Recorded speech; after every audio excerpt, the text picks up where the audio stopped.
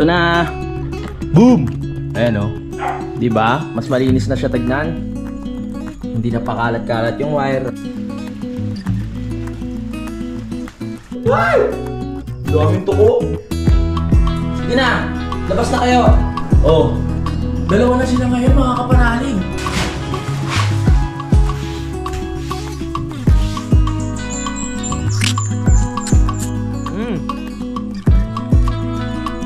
Hinog na siya mga kapanalig. Simulan nang magkulitan kasama si Louie TV. Ngayong araw na ito ay meron tayong misyon na kailangan gawin. Ang misyon na to ay hindi madali. Kailangan natin ng mga gamit tulad ng lagare, grinder, martilyo, hindi pala grinder yun, barena, at syempre pako. Isa pa, pako. Ngayon simulan na natin. Tulungan nyo ako. Madali lang naman yung gagawin natin. Kailangan lang natin dito ng plywood. So meron ako naka-ready. Yan. Ilalagay natin dito. Pwede rin tayo maglagay ng pinaka 2x2 sa pinakailalim niya dito. Tapos papatong yung plywood. Kung nagtatanong kayo at nagtataka para saan yun yung ilalagay ko dyan, okay, sasagutin ko ang inyong mga katanungan. Dito po, para dito. Para sa ating modem ba tawag dito, sa Starlink. So pag nagawa na po natin yung patungan dito, dito natin siya ngayon ilalagay para hindi nauulanan. Yan, nakaganyan po siya. Para mas maganda tignan, di ba? Wi-Fi na Wi-Fi. Oh, madali lang yan, basic. Kahit ako mag-isa kaya kong gawin to. Si Utol ay umuwi, no, dahil nga meron din siyang misyon na kailangan gawin. Kailangan niya umuwi. Pero nandiyan naman si Kayumot sa taas. Kaya meron akong kasama dito mga kapanalig, no. Kaya simulan na natin ang misyon. Hindi na kailangan ng ano to eh, mga sukat-sukat. Isang rektahan na lang to, kayang-kaya na. Dahil maluwag naman dito sa loob ng bahay, dito na lang din ako gagawa mga kapanalig, no? At lilinisin ko na lang after kong gumawa. Saglit lang naman to. Ito lang yung kanto, kailangan ko yung kanto niya. Sa gagawin ko ngayon ay dapat merong mga tamang sukat. Pero dahil maliit lang naman to, hindi na ako gumamit ng metro. Pantay kaya ito. Hindi na kailangan ng lapis, di ba?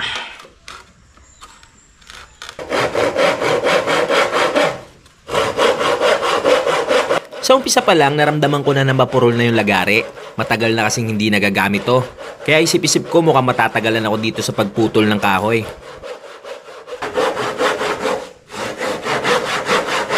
Sa susunod, dadaling ko yung mga lagari namin dito sa bayan kasi doon lang merong naghahasa ng mga lagari, mga kapanalig, para naman hindi tayo mahihirapan.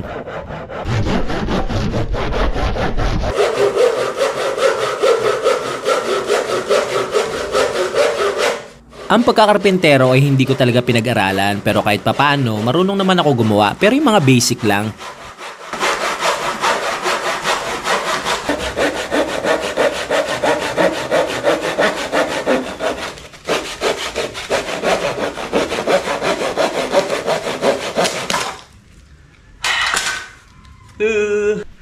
Okay, subukan na natin to. Hoop! Cha! Yun o. Diba? Ganyan na. Lalagyan na lang natin ng kahoy. Para talagang swak na swak. Dito sa baba. Okay, kumuha lang ako ng kahoy na to. Para ilalagay natin sa ilalim. Yung nakaganyan. Para, ano, gawang patibay naman, diba? May salo sa ilalim. Hindi yung parang ewan lang. Maliit lang naman to kaya okay lang. Okay, gawin na natin! Ratsyada! Sa trabaho na to ay kailangan hindi ka mainipin. Kailangan mo rin maging matyaga. Dahil baka sa paglalagari pa lang ay mabwisit ka na.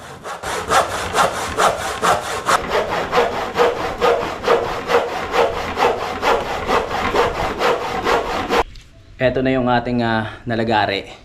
So, bali ganyan yan. Hindi ko talaga pinaabot sa likod.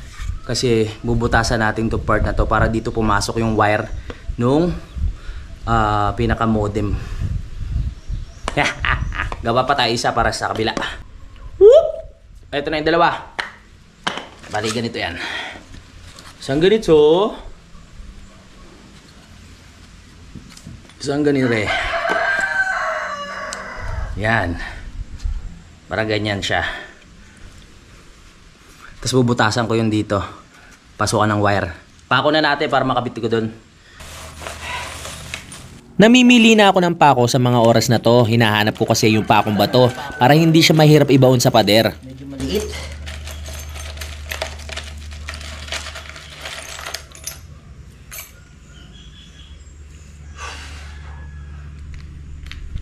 Ito. Masyadong malaki naman. Madali lang naman tong gagawin ko mga kapanalig, pero kung hindi ka talaga sanay ay baka paghawak pa lang ng martilyo ay mahihirapan ka na.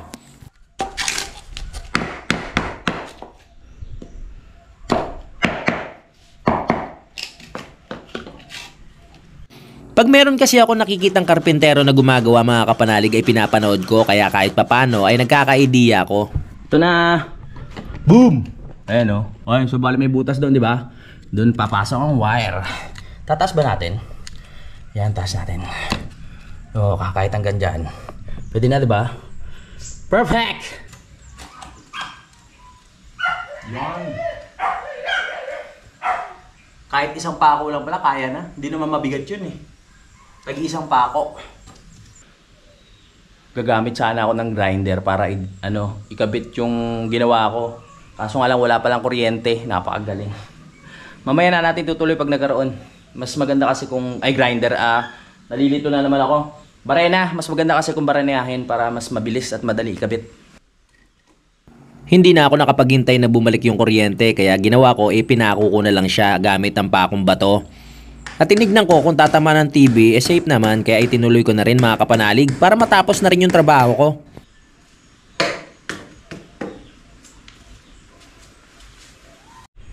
Wow, may lalagyan na siya, di ba? Matibay! So, habang wala pang kuryente, pwede ko na siyang bunutin, ilalagay ko na doon. Di ba? Let's G, meron ka na lalagyan na maayos, hindi ka na nakasilip sa bintana palagi. Hindi ko nga lang alam kung meron signal sa kubo pag nilagay ko doon sa gilid, baka kasi mamaya mawala. Tignan natin. Di ba? Mas malinis na siya tignan. Hindi na pakalat-kalat yung wire, tapos meron ng sariling lalagyan. Saktong-sakto, di ba? Oh. Hindi katulad nung nandito siya sa bintana, nakakalat yung wire. Masaya ako na nakakatapos ako ng mga simpleng trabaho katulad nito. Minsan kasi naiisip ko na kaya ko pala yun. Tapos na, diba? So ngayon, nagkakalikot ako dito. Meron akong nakikitang linoleum. Ito, anong kulay ba tong linoleum na to? Kulay puti. Bagay kay sa kwarto to. Mukhang mahaba pa siya, oh. Lalatag natin sa kwarto para hindi maalikabok pag pumapasok ako doon. Kaso walang kuryente, madilim. Baka bukas na natin ituloy mga kapanalig, no, pag meron ng kuryente. Ano kasi ito pagpasok mo maalikabok. Ayan o. So lalatagan natin siya. Sana magkasya yung linoleum. Para talagang magmukhang kwarto na to. Ilalabas ko lahat ng gamit. Tapos titiktingin ko yung mga sobrang bato katulad nito. Yan, para pumantay. Diba? Hey! Bukas na. Bago ko ikabit itong linoleum kinabukasan, sinubukan ko muna mga kapanalig kung kakasya. Kaya susukatin ko muna dito sa labas. Ito kasi, hanggang doon, ang haba ng kwarto. So yung lapad, okay lang yun basta magsopra lang ta.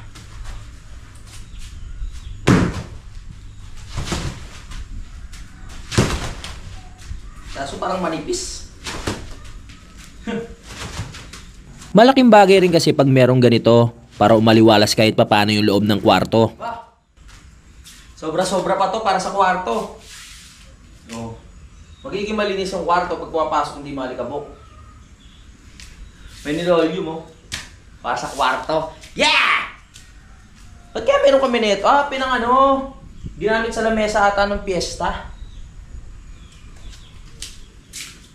Kaso titik-tikin ko pa yung mga sobra-sobrang tawag dito, semento. Katulad ng mga to, ayan. Madali lang naman siya tanggalin. Pag ginanon lang natin ng bakal yan or kahit anong something na matigas, martilyo, yan. Papatag. Madali kasing masisira ang linoleum natin pag may mga batong matulis katulad niyan. 5:50 na po ng hapon at dalawa na lang kami ni Kayumot dito. At walang kuryente. My goodness, kung kailan magagabi tsaka walang kuryente. Kanina ganda-ganda ng panahon, nawala ng kuryente. Ngayon umuulan, baka magkakuryente na. Okay lang sa akin na umuulan ngayon. Ang sarap sana manood ng TV habang malamig, di ba? Ang kaso nga lang walang kuryente. Kaya medyo malungkot ako ng oras na ito. Ang ganda-ganda ng klima, pero walang kuryente.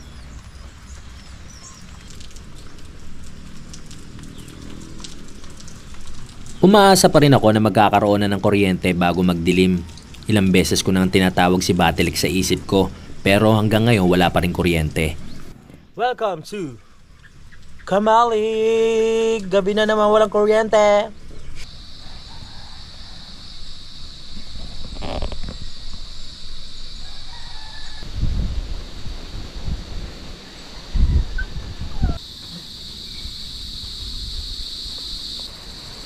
Mas lalo pang lumakas ang ulan sa oras na ito, pero wala pa rin kuryente.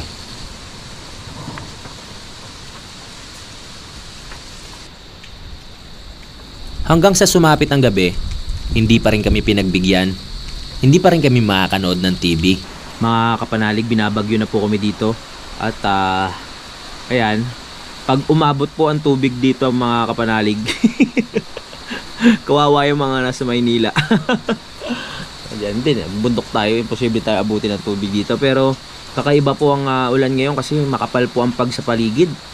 Naririnig nyo po ba? Ayan oh. Wala pa rin pong kuryente ngayon. Ay nako. Walang kuryente. Ang gagawin namin dito? Plano sana namin ni Kayumot, manonood kami ng TV, tapos lalatag ko yung linoleum kanina. Tapos maglalatag din kami nung sapin pang tulog tapos una. No? Habang nanonood, sarap, di ba? Kaso nga lang, di tayo pinagbigyan ng Batilik ngayon na magkaroon ng kuryente. Baka hanggang mamaya wala pang kuryente. Kaya kailangan i-save ko tong ilaw ng cellphone ko. Ang oras natin ngayon ay 7:40 na. Wala pa rin kuryente mga kapanalig. Buti meron tayong mga flashlight dito. At kanina, nanghuha kami ng mangga. Ay! Yan ang mangga oh. Saw-saw to.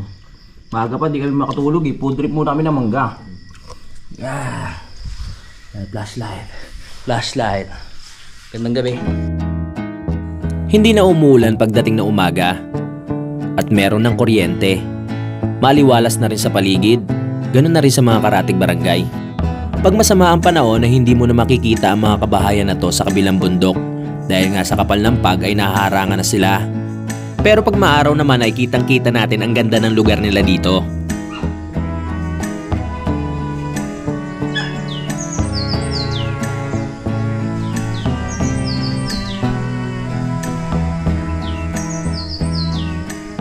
Nagligpit na ako ng higaan namin ni Kayumot dito at si Kayumot naman ay nagready na ng pagkain doon sa taas ng kubo.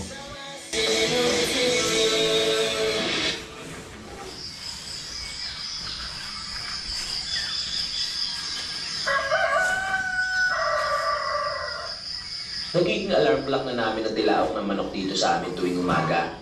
Good morning! Ilabas niyo ako dito! Good morning!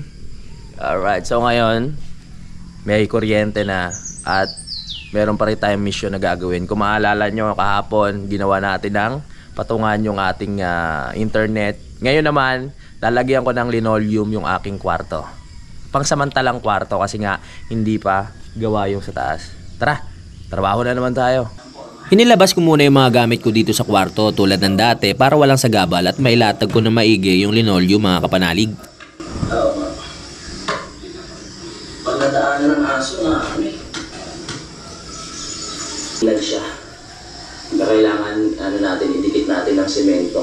Kunti lang naman kailangan dito. Kaso mamaya ang plano ko, alisin ko yung mga damo na hindi kauri na itong progress. Nakaugalian ko na ata na tuwing umaga panonoorin ko yung sarili ko sa TV. Kuha tayo ng progress doon, tapos lalagyan ko para mas maganda tignan.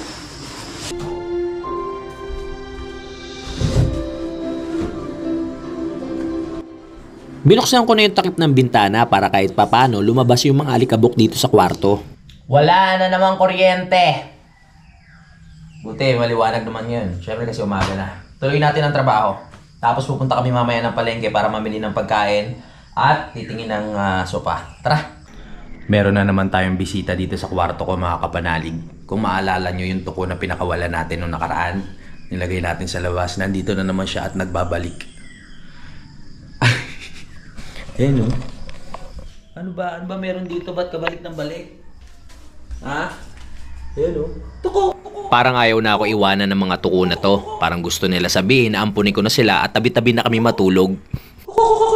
Ang ginawang manok. Tuko! Uy! Dalawa na sila! Muntik ka mo patalon. Ano, pamilya ba kayo? Dalawa na sila oh. Yun oh. Na. Uy! Ay! Daming tuko.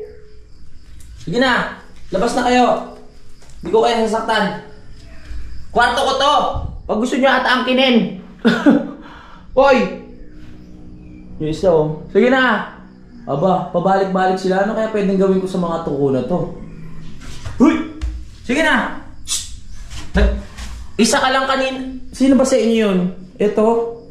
Mag-isa ka lang dito nung nakaraan. Nag-aya ka pa? Ayan oh. Oh. Dalawa na sila ngayon, mga kapanalig. Wala akong ganong alam sa mga tuko, mga kapanalig. Basta ang alam ko lang, sila yung naririnig ko tuwing gabi. Tuko. Tuko. Kaya medyo natatakot ako. Ayan, lumabas na. Dito sila pumapasok sa bintana. So, kung meron na tong mga hindi na sila makakapasok. Sige, sunod ka na dun sa asawa mo. Anak mo ba yun? Ito ata ang anak. No? Sige na, labas na! Oh, sige, doon. Dito, yan. Yeah. Hindi, sige, tama yun. Yan. Buti na lang lumabas na yung dalawang tuko. Nag-aalangan kasi ako na baka biglang tumalon sa mukha ko habang natutulog ako. Katakot, di ba? Pwede kaya ilayo, nahulihin, tapos ilalayo sila. Sabagay, hindi naman siguro nananakit yung mga tuko na yan. Parang nagiging bantay lang. So, sila yung nakasiksik doon, mga kapanalig, sa may likod nitong kahon. Medyo takot ako, pero hindi naman sobra. Kaya okay lang na nandito sila. Basta huwag lang gagapang sa katawan ko, kaya gagapang kahit sang parte ng aking balat. Nakakatakot. Labas muna natin itong lagayan ng tools, tapos titik-tikin ko na itong mga nakalawit na semento para hindi masira yung ating linoleum. Dahil umalis na yung tuko, ituloy natin ang trabaho. Ilalabas ko na yung mga ibang gamit na natitira dito sa loob ng kwarto.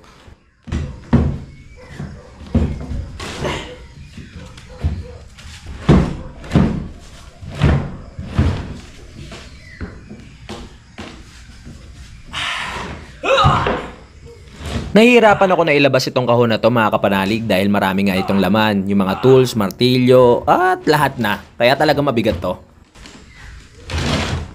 Persa!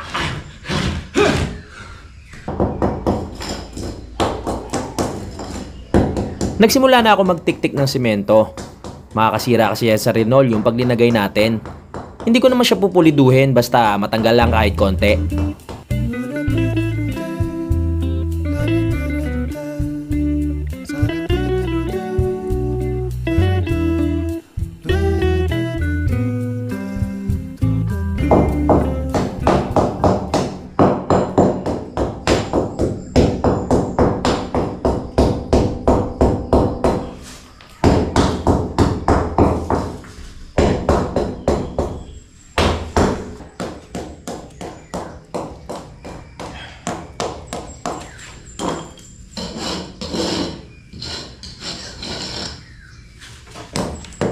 Dahil nagtik-tik nga ako ng simento dito sa may kwarto, panibagong alikabok na naman to, mga kapanalig.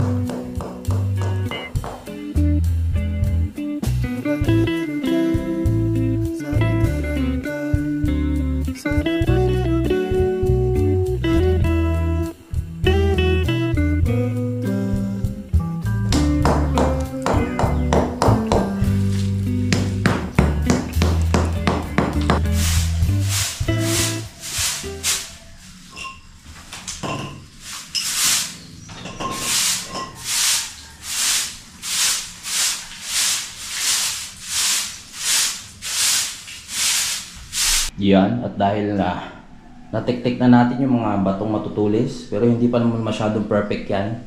No? Dahil sabi ko nga sa inyo, lalagyan pa ng tiles yan. Pangsamantala lang, lalagyan natin ay linoleum. Kaya lalatag na natin, tignan natin kung magkakasya. Ano pang hinintay natin? Tara na!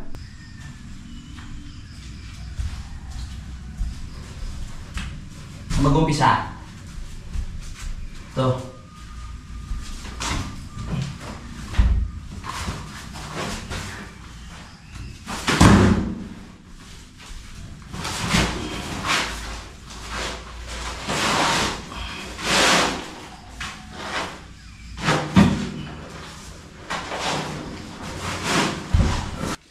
Hindi ko naman first time magkabit ng Renoleum mga kapanalig kaya hindi na mahirap para sa akin to.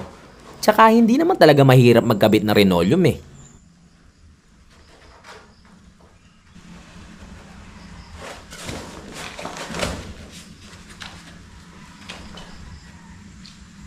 Okay na yung mga Renoleum na natira mga kapanalig. Parang sinukat talaga dito. Yung paghahati ko tsaka yung pinaghatian niya, saktong-sakto dito sa loob ng kwarto. Pawalisin na lang tapos pwede na ulit ilatag ang higaan. Diba mas malinis na tignan, mas masarap matulog. Ang aliwalas, 'di ba? Renoleum pa lang 'yan. Paano kaya kung tiles na? At meron ng pintura yung pader, 'di ba? At least ngayon yung mga alikabok na nasa lapag, hindi na mahirap linisin kasi may ano na siya, sapin.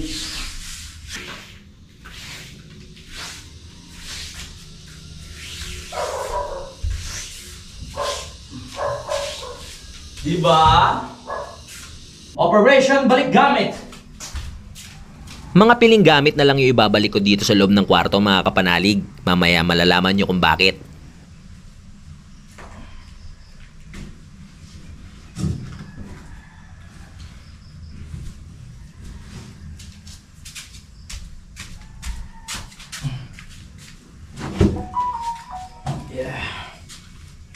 Yan siya ngayon. Babalik pa kaya yung mga toko? Yan na. Ito na ating kwarto. So yung mga tools, nilagay ko na dun sa may ilalim ng lamesa. Lahat ng video okay, doon muna. Kasi pag binalik ko yan dito at pinadaan ko, sira ang linoleum. Kaya ayan. Diba okay na din? Ayos, makakatulog na tayo na masarap niyan. Yung linoleum niya, oh. Nice one. Pangsamantala. Woo! Nung nakaraan, bodega pa to. Pero ngayon natutulugan na. Goods. Dahil tapos na tayo sa trabaho mga kapanalig, ay kakain na po kami. Tapos mag-ready dahil pupunta kami ng bayan para makapamili pa ng mga ibang ulam dito. Tara na. Parang yung tono ko ngayon, parang voice over pa. Ano ba yan? Yan, ito muna itong mga gamit natin. Ang ganda dito sa kwarto yo. Pag tinanaw mo yung kubo. May bisita, sinong bisita? O, kitang kita. Diba? Kaon na kami, kaon. Pupunta pa kami ng bayan. Para marami kaming ulam. Anong oras na kaya nag-umilaw? Gising pa ako eh. Siguro mga alas 10. Gusto ko pa nga manood ng ano. Kaso tulog ka na eh. Alas 10, alas 11. Nakatulog na rin ako. Tapos pagdilat ko may ilaw na. Dami ko nga mga alas 10 yun. Tulog na rin ako. Sarap matulog. Naantok na ako sa pagkahihintay eh. Kain!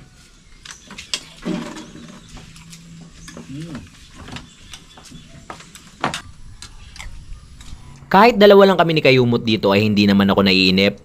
Nakasanayan na rin. Tsaka marami rin akong ginagawa dito sa Kampanalig.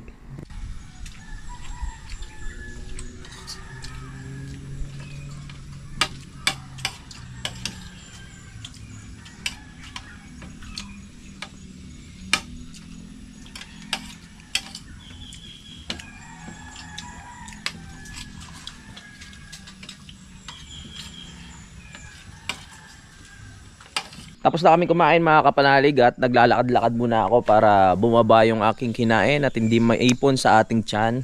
Lakad-lakad muna. Yung solar pala dito, parang ano, hindi ko alam kung sira ba o humina lang. Ito yung solar na regalo sa akin ni Budang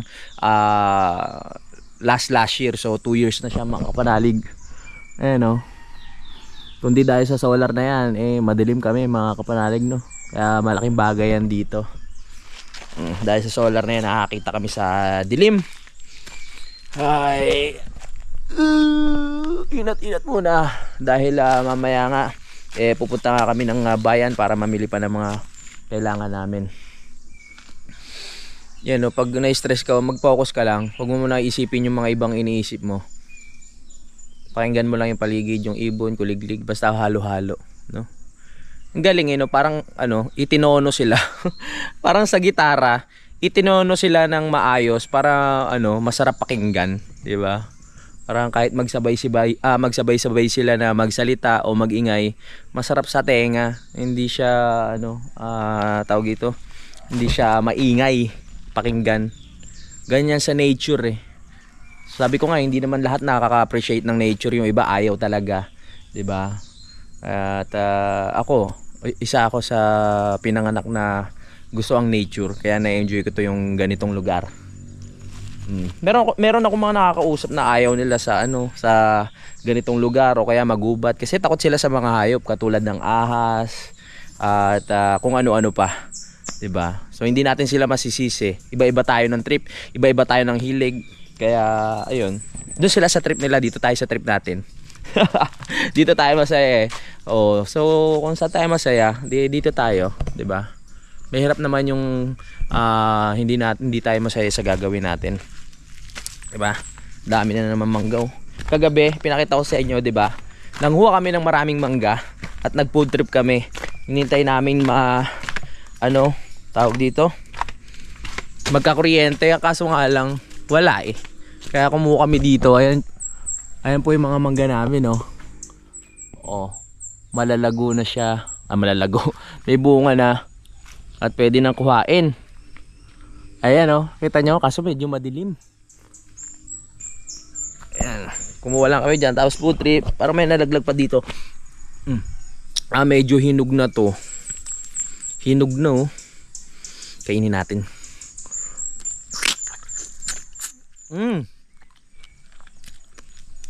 Hinog na siya, mga kapanalig. Galing sa taas, bumagsak sa lupa, walang hugas-hugas, kinain ni kapanalig.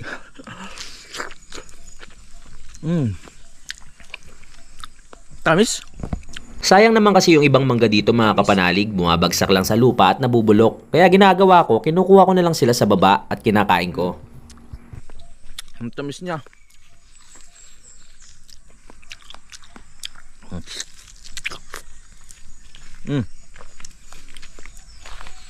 Sarap. Promise.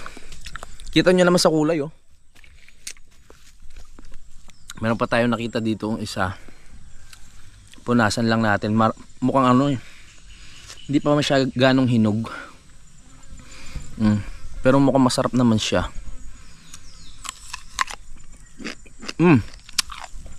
Hinog na rin.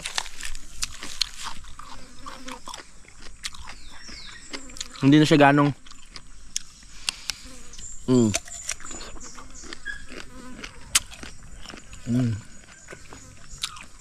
sarap ah. Tapos na tayo mag food trip. Ganun lang yun.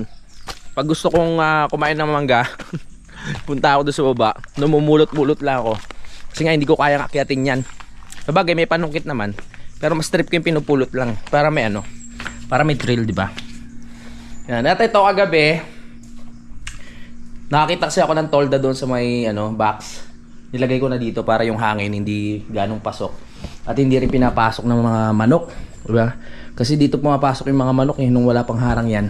Tapos yung mga plates, diyan ko muna nilagay para magsilbing pabigat. Pag umahangin hindi siya basta bibigay, no? O angat. Yan. Pero sarap na matulog dito. Open lang to, tapos open pa yung iba. Para yung hangin pumapasok pa rin kahit papano. At ang lamig, lalo na kagabi. Nagising ako ng mga alas 10 11 or mga 10 or 11 ata yun. Tapos meron na kuryente. Gusto ko sana manood ng TV. Kaso nga lang, si Kayumo tulog na. Baka mamaya may storbo pa natin sa sa pagtulog, magising. Tayo sa kwarto. Bisitahin natin. Yan. Masaya ako na naayos tong kwarto na to kasi hindi nga hassle, mga kapanalig, no. Hindi mo na kailangan umakyat para magdamit, 'di ba? Magpalit. Or kung may kukunin ka, kung nagmamadili ka, hindi mo na kailangan umakyat. Dito ka nare-rekta. Paglabas mo, okay na agad, di ba? Kaya, ayun. Ito na yung bago kong tambayan.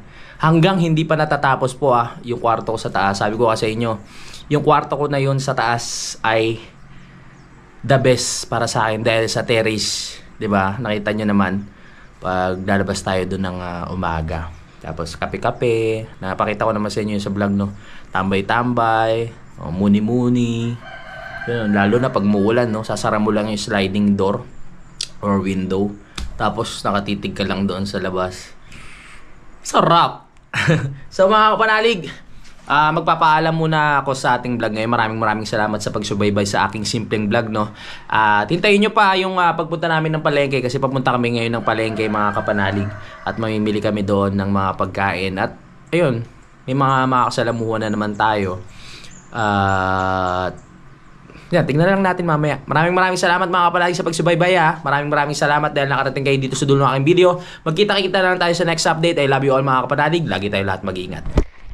Alam mo ba na available na ang Kapanalig t-shirt? Kaya kung gusto mong bumili at sumuporta, mag-chat ka na kay Budang sa kanyang Facebook account. Ilalagay ko ang link sa description. Kayo na bahala mag-usap. Maraming salamat, Kapanalig! Simulan na